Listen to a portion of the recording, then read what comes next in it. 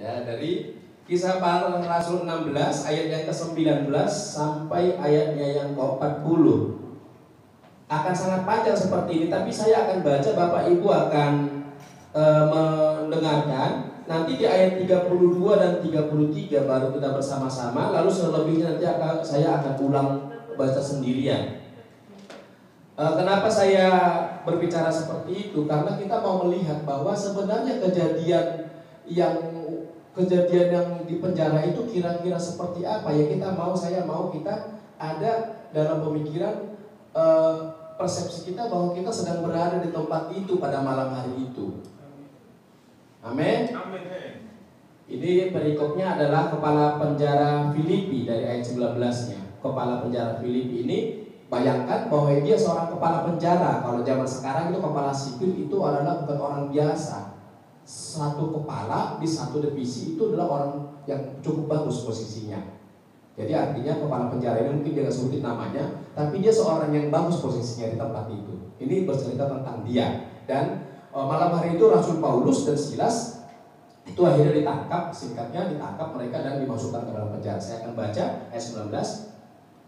Ketika tuan-tuan perempuan itu melihat bahwa harapan mereka akan mendapat penghasilan lenyap, mereka menangkap Paulus dan Silas lalu menyeret mereka ke pasar untuk menghadap penguasa. Nah, kalau di sini ada disebut perempuan itu dukun. Jadi ada seorang dukun yang sebenarnya dia selalu kalau ketemu lihat Paulus dia akan bilang bahwa ini hamba Tuhan. Ini hamba Tuhan, tapi sebenarnya dukun ini berguna adalah untuk menjabi-jabi usaha orang ini. Ada orang pengusaha di situ. Kalau dia menjabi-jabi usaha mereka maju.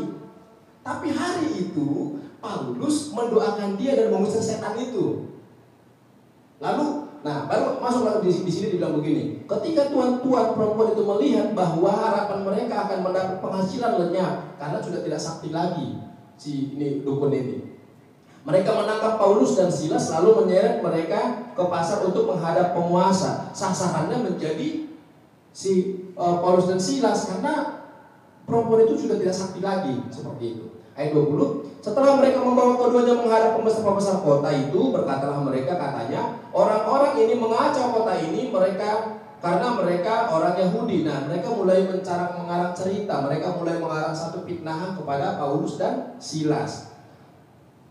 Dan mereka mengajarkan adat istiadat yang kita sebagai orang Rum tidak boleh menerimanya atau menurutinya. Juga orang banyak bangkit menentang mereka, lalu pembesar-pembesar kota itu menyuruh mengoyakkan pakaian dari tubuh mereka dan mendera mereka. Nah, mendera di sini kalau zaman dulu mendera itu pakai rotan atau pakai jenis cambuk. Jadi artinya Paulus dan Silas dipukuli di masa itu. Lalu ayat 23, setelah mereka berkali-kali didera, jadi bukan cuma sekali, berkali-kali didera. Nanti hasil dera ini bisa akan kita lihat di belakang bahwa Paulus dan Silas itu berbilur-bilur, artinya mereka sampai terluka-luka seperti itu. Nanti dibersihkan di ayat terakhir. Nah, kepala penjara diperintahkan untuk menjaga mereka dengan sungguh-sungguh, karena dianggap seperti penjahat yang sangat bagus dengan mereka yang ceritanya. Sesuai dengan perintah itu, kepala penjara memasukkan mereka ke ruang penjara yang paling tengah dan membelenggu kaki mereka dalam pasungan yang kuat. Nah, zaman dulu kan kalau kaki dibelenggu itu pasungnya itu memang besi bahannya dan di tangan biasanya dikasih rantai dan nanti dibelenggu juga, diikat seperti itu. Dan kita bayangkan dulu bahwa mereka berdua betul-betul dianggap seperti penjahat yang sangat berbahaya, makanya dirantai, dibelenggu seperti itu. Lalu di ayat 25, tetapi kira-kira tengah malam Paulus dan Silas berdoa dan menyanyikan puji-pujian kepada Allah, dan orang-orang hukuman lain, ada orang di situ, berarti ada orang-orang yang terhukum di situ, mendengarkan mereka. Akan tetapi terjadilah gempa bumi yang hebat sehingga sendi-sendi penjara itu goyah, dan seketika itu juga terbukalah semua pintu dan terlepaslah terbelenggu mereka semua. Nah, dan disebutkan di sini sebesar apa, berapa megarychter gempa itu, atau efeknya di luar penjara kita nggak tahu sebesar apa. Tetapi gempa yang dibilang di sini terjadilah gempa yang hebat. Bapak Ibu Saudara boleh bayangkan gempa yang hebat itu sanggup sampai menjebol pintu besi. Artinya gempa itu benar-benar kuat. benar-benar kuat. Lalu penjara itu sampai lepas, sampai buka engsel-engselnya. Bahkan kaki yang mengikat, belenggu yang mengikat kaki mereka seperti itu, ini juga terlepas. Artinya gempa itu sangat dahsyat waktu itu. Nah, lalu dibilang begini, ini semua loh terlepas belenggu mereka semua, termasuk orang-orang yang ada di situ. Ketika kepala penjara itu terjaga dari tidurnya, nah mungkin karena gempa besar, kepala penjara jadi terbangun. Mungkin dari tidur, lalu pas gempa besar, kepala penjara itu jadi terbangun dan melihat pintu penjara terbuka. Ia menghunus pedangnya hendak membunuh diri karena ia menyangka bahwa orang-orang hukuman itu telah melarikan diri. Jadi malam hari itu begitu dia terbangun, dilihat semua kebuka. Kan gak secanggih sekarang penjara-penjara yang dulu hanya berupa kotak-kotak seperti itu, lalu jeruji-jeruji seperti itu semua kebuka. Lalu begitu dilihat, wah ini pasti yang dipikirkan adalah, kalau mereka ini semua lari, lalu saya bagaimana? Saya akan dihukum lebih daripada mereka. Daripada saya dihukum lebih daripada mereka. Dia lo bayangkan macam-macam. Mending saya bunuh diri. Makanya dia mau bunuh diri. Karena dia menyangka bahwa semua orang-orang hukuman itu telah melarikan diri. Tetapi Paulus berseru dengan suara nyaring, katanya, jangan celakakan dirimu sebab kami semuanya masih ada di sini. Kepala penjara itu menyuruh membawa suluh. Nah, di sini ada kepala penjara itu menyuruh membawa suluh. Jadi artinya kepala penjara nggak sendirian, ada sipir di situ, ada orang lain di situ. Biar kita lihat ya. Menyuruh membawa suluh lalu berlari masuk dengan gemetar tersungkurlah ia di depan Paulus dan Silas. Dengan gemetar tersungkur, kalau dalam pemahaman saya dia pasti sampai benar-benar terjatuh saking takutnya melihat Paulus. Tuhan menunjukkan kuasanya kepada mereka sampai gempa sebesar itu. Yang tadi ini dibilang orang yang tidak benar, ternyata apa yang dibilang dukun tadi bahwa ini adalah hamba Allah, itu betul.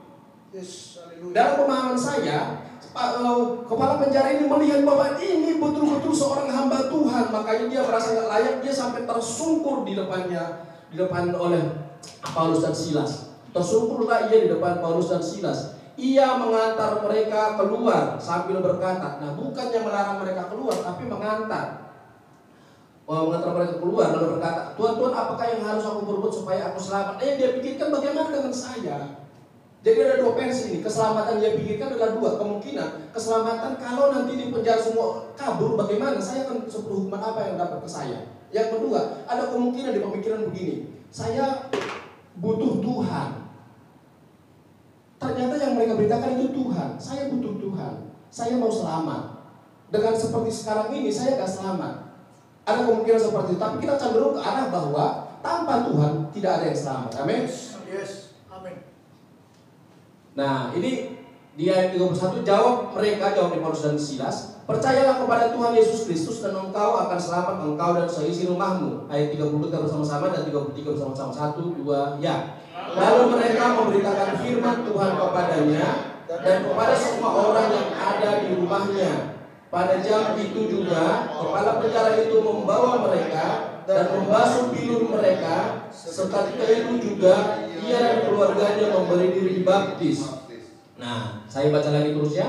Lalu ia membawa mereka ke rumahnya dan menghidangkan makanan kepada mereka, dan ia sangat gembira bahwa ia dan seisi rumahnya telah menjadi percaya kepada Allah. Setelah hari siang, pembesar-pembesar kota, ini ada mujizat lagi yang terjadi. Setelah hari siang, pembesar-pembesar kota menyuruh pejabat-pejabat kota pergi kepada kepala penjara dengan pesan, lepaskanlah kedua orang itu. Jadi akhirnya mereka disuruh dilepaskan. Kepala penjara meneruskan pesan itu kepada Paulus, katanya, pembesar-pembesar kota telah menyuruh melepaskanmu.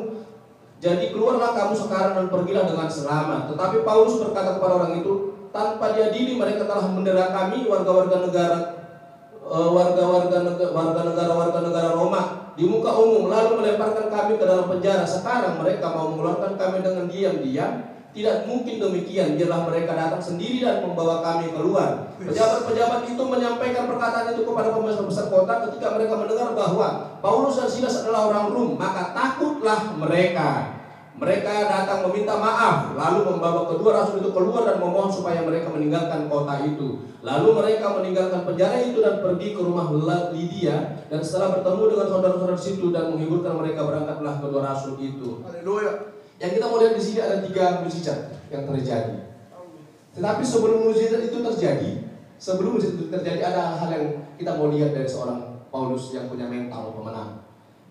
Di dalam pelayanannya harusnya seperti kita ini, ketika kita melayani, ketika kita sungguh-sungguh berdoa lalu pergi pelayanan, harusnya kita melihat mujizat terus. Tapi ternyata enggak.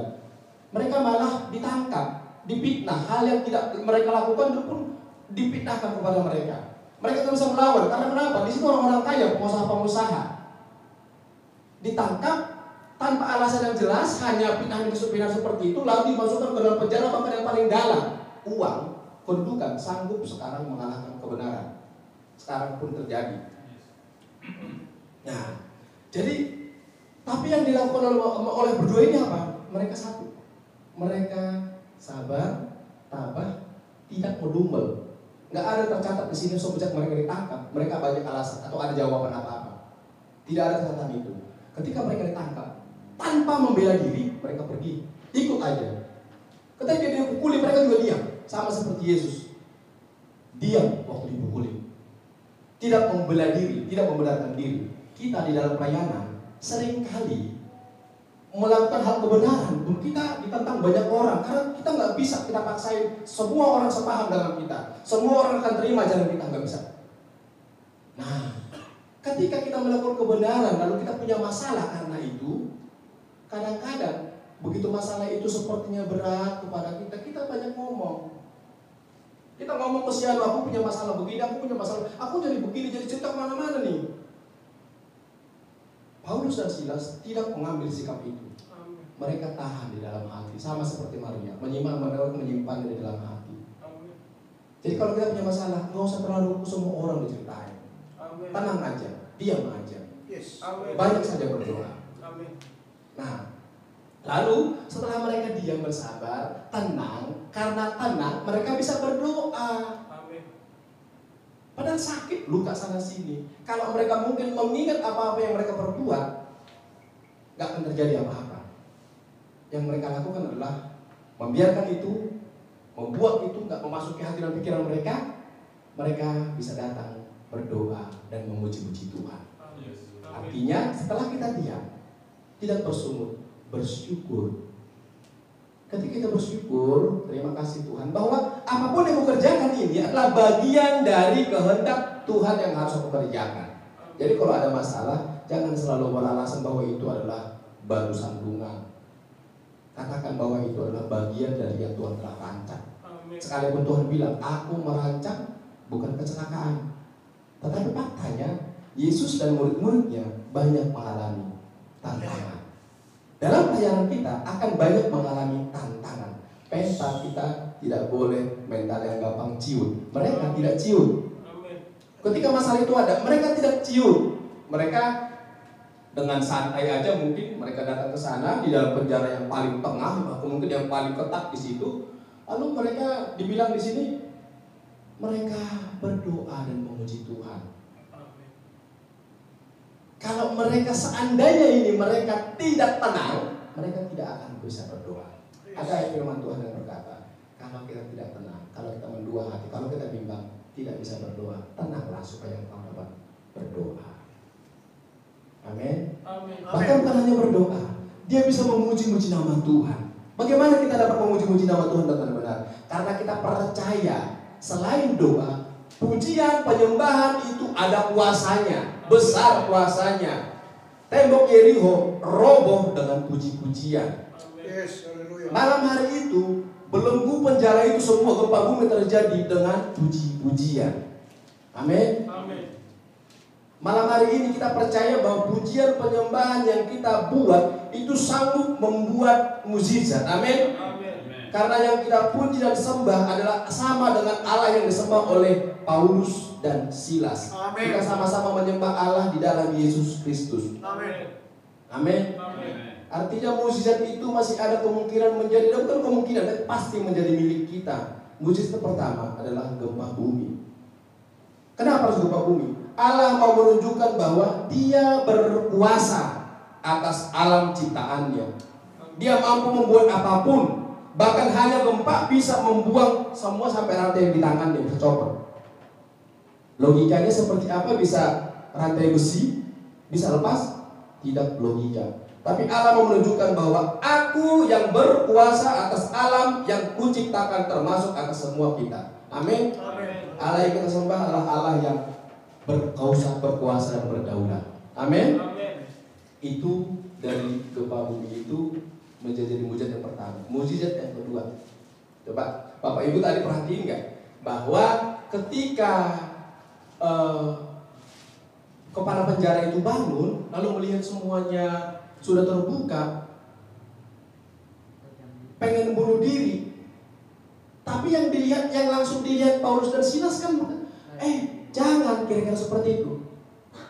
Harusnya nih kalau kita normal, begitu kita melihat itu mereka berdoa supaya nggak mau dong lepas di dalam penjara terus, harus sempat lepas, pasti seperti doanya. Begitu sedih lepas, harusnya logikanya kabur dari penjara itu, keluar dari masalah itu. Begitu ada kesempatan kita untuk keluar dari masalah itu, lari dari masalah itu. Seharusnya seperti itu kalau main logikanya. Tetapi mereka berdua sadar panggilan mereka di dalam Tuhan. Tidak seperti itu. Yang mereka lakukan apa?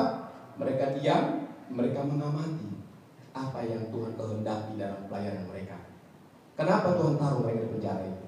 Begitu kebuka, mujizat terjadi. Mereka nggak langsung panik dengan mujizat itu. Mereka nggak langsung beroporia dengan itu. Lihat maksud Tuhan apa. Seandainya mereka meleng sedikit saja, maka dia akan jadi bunuh diri.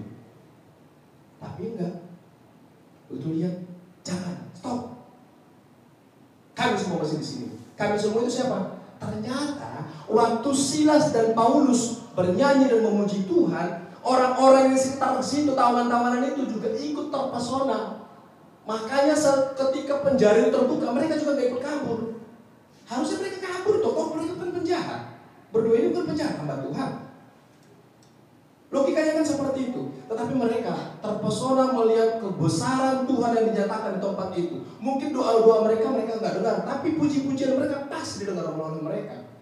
Puji-pujian kita juga sanggup membuat orang takut kepada Tuhan, bahkan sanggup membuat orang bertobat. Amin.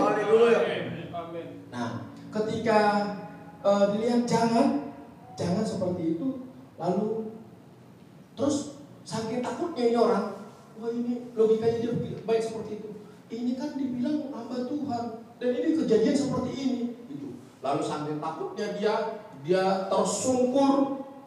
Saya bisa bayangin kalau malam itu mungkin sampai lampu pada jatuh mungkin ya. Kalau sekarang kan ada listrik seperti ini. Kalau zaman dulu kan masih pakai api. Jadi begitu gempa pada jatuh pasti api itu.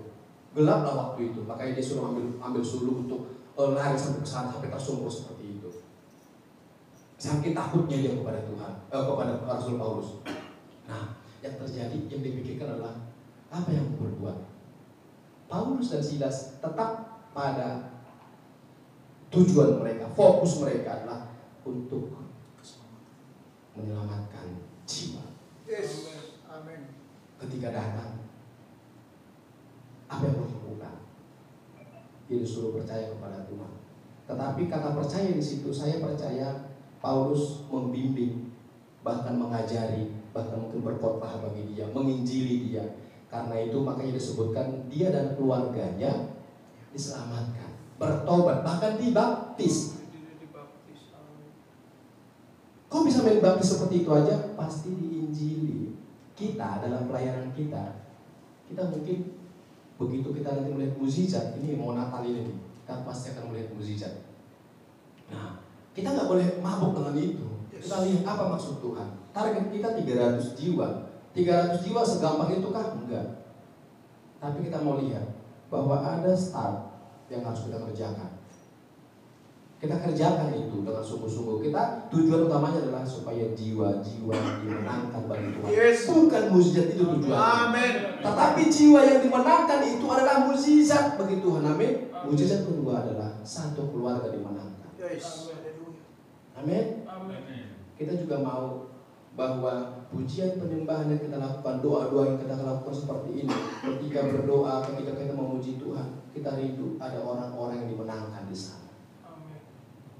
Ada satu perumpamaan disebut waktu dulu itu dibilang seperti ini.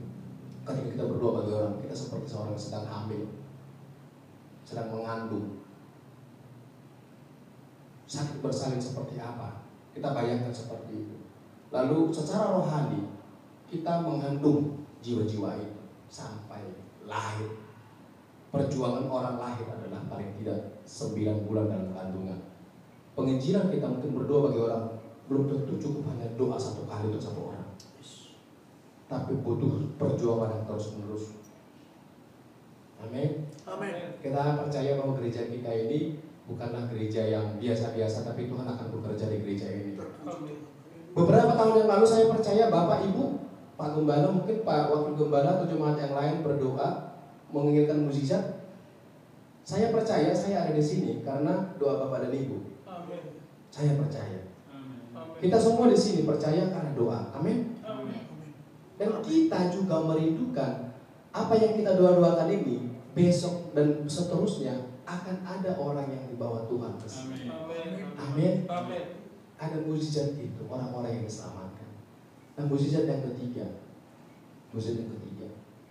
Tadinya pengusaha-pengusaha itu adalah orang-orang yang begitu sombongnya. Tetapi ada roh takut dari Tuhan kepada mereka. Sampai mereka pun takut. Seharusnya dengan keadaan ekonomi mereka yang bisa mendekati penguasa di kota itu, harusnya mereka bisa terus menghukum itu. Tetapi tidak seperti itu kejadiannya. Mereka takut kepada Rasul Paulus. Ada roh ketakutan yang dari Tuhan. Ingat kejadian waktu zaman Musa, bahwa Tuhan mengeraskan hati Firaun, Yes. Tuhan mengeraskan hati si Anu, lalu Tuhan melembutkan hati si Anu. Tuhan mengeraskan di sini membuat roh ketakutan kepada orang-orang itu, sehingga disuruh dilepaskan. Begitu disuruh lepaskan, tunggu dulu, enak aja lu. Gue nggak tahu salah apa-apa, tahu lu main suruh penjarain, terus sekarang lu mau diam-diam aja, suruh gue keluar gitu. Lalu maunya apa? Suruh mereka datang ke sini. Saking takutnya orang-orang besar itu datang sampai minta maaf. Minta maaf. Maafin kami ya, maaf ya. Hati seperti itu dari mana? Oh, dari yes. surga. Amin. Amin. Ada mukjizat lewat doa dan puji-pujian. Yang kita lakukan malam hari ini dan mungkin malam-malam berikutnya, ada doa, ada puji-pujian, ada mukjizat. Amin. Mental kita yang harus kita pupuk adalah sebagai seorang pemenang, bukan seorang pecundang. Satu, kita harus menjadi seorang yang sabar. Kita harus menjadi seorang yang kuat mentalnya. Kita tidak boleh cengeng masuk dari situ dengan situasi yang ada. Tidak boleh gampang tersinggung di situ. Tidak boleh gampang hal-hal yang negatif lah di situ. Lalu kita harus percaya kepada kekuatan doa dan kepada kekuatan puji-pujian. Itu akan terus membuat kita datang untuk berdoa. Amin. Itu akan terus membuat kita bersemangat di dalam Tuhan. Amin. Saya rasa hanya sampai di situ aja. Saya berharap bahwa kita semua dapat memahaminya. Saya percaya juga Tuhan akan menambah-nambahkan hikmat. Roh Kudus akan terus berbicara, akan lebih menjelaskannya bagi kita semua supaya lebih terang, lebih mengerti, lebih paham. Saya terbatas dan saya percaya Roh Kudus tidak terbatas untuk menjelaskannya kepada kita. Amin. Terima kasih, mari berdoa.